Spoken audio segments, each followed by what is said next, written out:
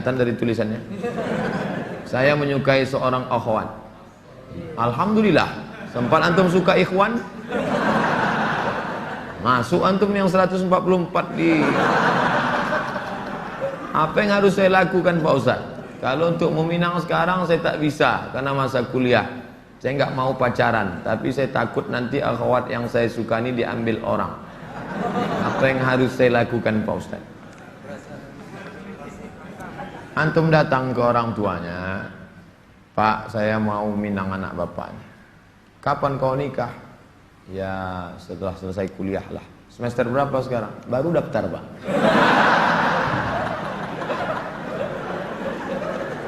Itu rasa-rasa biasa saja itu adik-adik sekalian.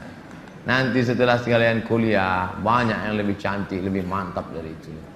Anggap ingin lalu aja. Tak ada. Nanti setelah kalian selesai, banyak yang lebih hebat lagi daripada itu. Maka tundukkan pandangan. Yang gadis-gadis bagus pakai cadar supaya tak nampak laki-laki wajah.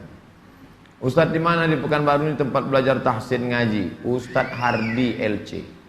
Datang ke Tafakuh. Banyak kajian. Jamnya ada. Datang ke kantor Tafakuh depan gedung guru.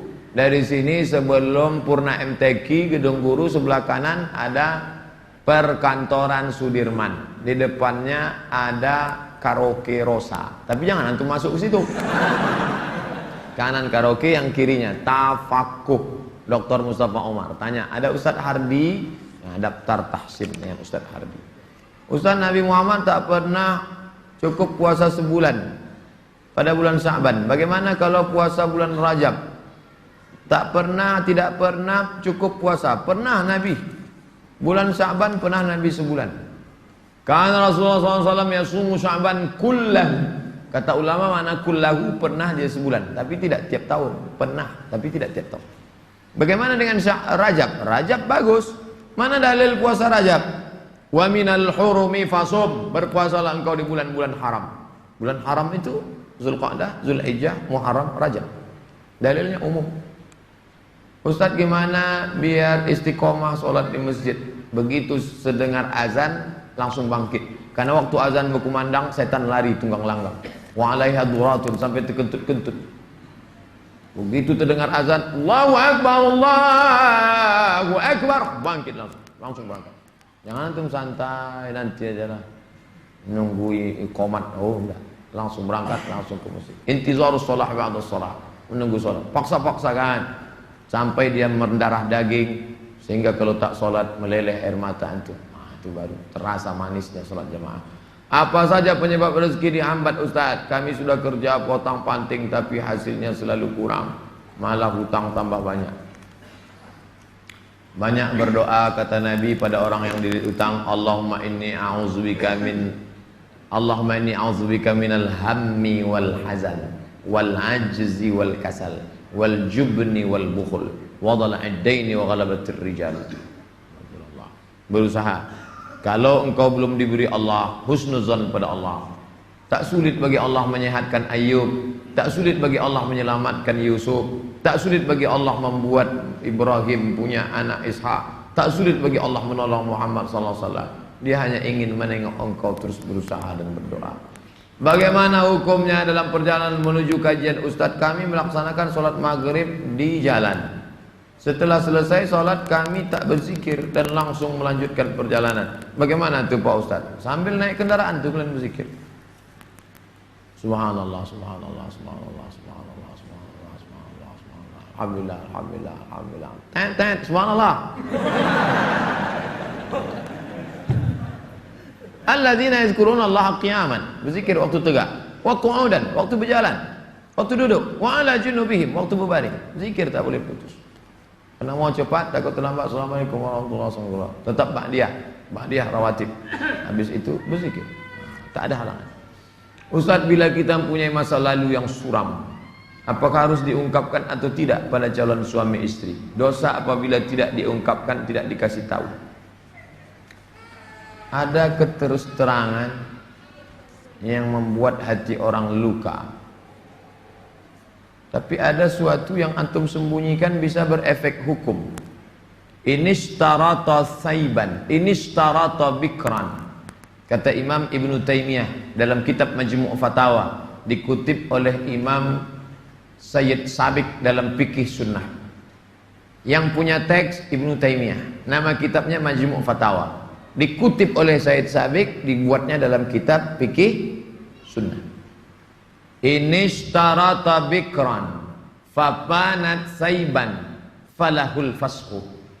Kalau seorang suami mensyaratkan istrinya mesti perawan, ternyata tidak perawan, maka dia punya hak fasakh, membatalkan pernikahan.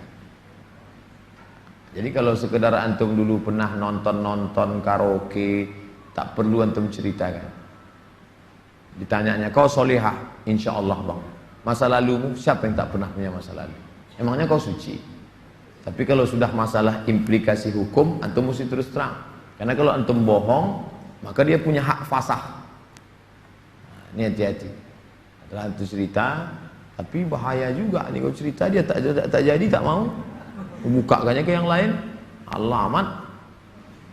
Pokoknya gawat lah itu dah. Bila wanita menolak menikah karena alasan menuntut ilmu yang disuruh orang tuanya, bagaimana menurut Pak Ustadz? Kenapa dia tak mau menikah? Ayahnya maksa dia harus selesai S3 baru nikah. S2 23, S3 tambah lagi, S2 25, S3 3 tahun 28. Kau setelah doktor baru boleh menikah. Begitu kata bapaknya. Hadapi bapaknya. Keras bapaknya nih Pak Ustadz. Bapaknya orang apa? Orang Kabupaten Kampar. Ajak Ustadz Mustafa Umar. Bapaknya orang apa? Orang Jawa. Ajak Ustadz Jamhur. Jumpa sama Ustadz Jamhur. Assalamualaikum, Waalaikumsalam. Pripun kabari apik? Oh, katanya bapak tak mau ngasih anak bapak nikah sama dia. Saya bukan tak mau, itu saya ngasih alasan aja biar tak jadi sama dia. Ini orangnya baik Pak, baik orangnya, sopan. Oh, jadi ada pintu celah masuk ke dia. Bapaknya itu kan manusia, bukan robot. Ada hatinya. Kau sentuh tepat di hatinya, dia akan jadi milikmu untuk selamanya. Sebelumnya mau ucapkan selamat milad ke-40. Bolehkah itu mengucapkan selamat ulang tahun? Saya tak merasa 40. Saya lahir tahun 1397 Hijrah. Jadi umur saya sekarang sudah 42 tahun. Saya pakai Hijriah. Maksud pertanyaannya, bolehkah mengucapkan selamat ulang tahun? Pernah tak Nabi mengulang hari ulang tahunnya? Ya Rasulullah, kenapa engkau puasa hari Senin? Zaka yauma wulidtu, hari Senin aku lahir. Ada dia menyebut hari kelahirannya, tapi diisinya dengan ibadah. Kalau mengingat hari lahir dengan sedekah anak yatim, pergi ke jumpa Pak Yazid, sedekah. Pak Yazid, berapa anak yatim di sini? Ada 200. Tolong keluarkan. Semuanya, 5 orang aja Pak. Iko ada nasi bungkui kok. Makan bersama. Dek, makan ya. Adik kenapa tinggal di sini? Ayah saya meninggal. Adik syukur atas nikmat. Tak salah. Tapi kalau dikumpul kawan-kawan, hari ulang tahun, dipecahkan telur ayam, telur itik, telur bebek, dikasih pula ini, diikatkan di tiang listrik, disiram kopi, rupanya ada kabel telanjang, kontak mati. Buat dosa aja. Saya punya teman, suka sekali berjudi. Sudah berkali-kali saya nasihati, tak juga mau berhenti. Saya suruh teman lain juga tak mau. Bagaimana cara menyadarkannya Pak Ustaz? Panggil polisi. Angkat. Banyak jamaah kita polisi. Nanti saya kasih nomor. Jamaah kita banyak polisi. Saya kasih nomor. Di mana dia selalu main? Dia tangkap. Yang narkoba, tangkap. Ada cerita. Kertas terakhir.